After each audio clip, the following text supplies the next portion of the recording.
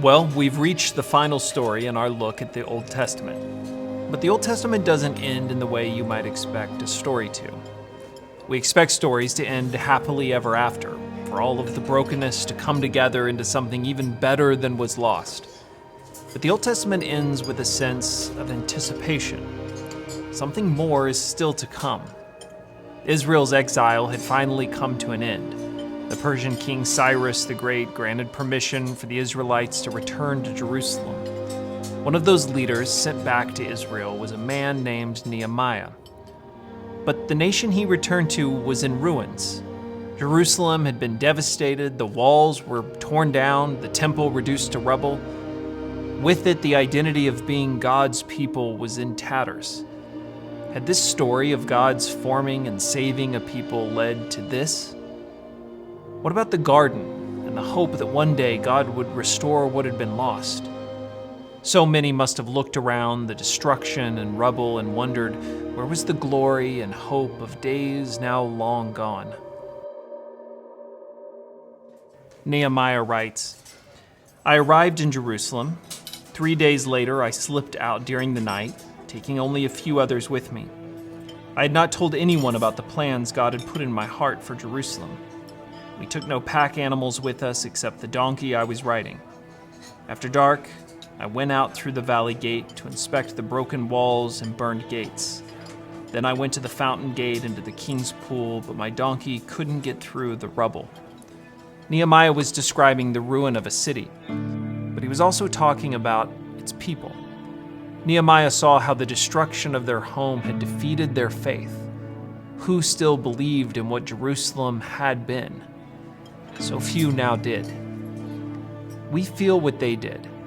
It's not hard to walk around seeing the broken lives and homes of our own neighborhoods and sense the hopelessness that characterizes so much of our lives. Where is God? What is the point of all this? When are things going to turn around? Where is the happily ever after? But God had put something in Nehemiah's heart, something few others could see. While Nehemiah's eyes saw destruction, his heart saw the possibility of a new city, and with it, the hope of a renewed people. Nehemiah's trek through the rubble was a movement by faith, not by sight. By faith, he saw what others couldn't. Nehemiah wrote, The city officials did not know I had been out there or what I was doing, for I had not yet said anything to anyone about my plans. I had not yet spoken to the Jewish leaders, the priests, the nobles, the officials, or anyone else in the administration. But now I said to them, You know very well what trouble we are in. Jerusalem lies in ruins, and its gates have been destroyed by fire.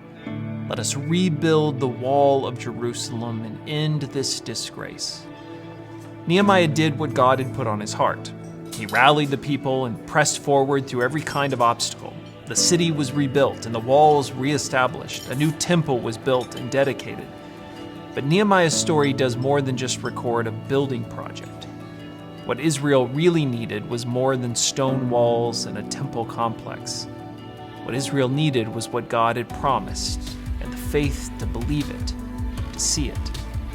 A new garden, a new city, an end to sin, and a better king with an eternal kingdom of peace. If we have learned anything from these Old Testament stories, it's that God is faithful, and those who know him live by faith. They live not by what they can see or what they can build, but believe that he can do things even greater.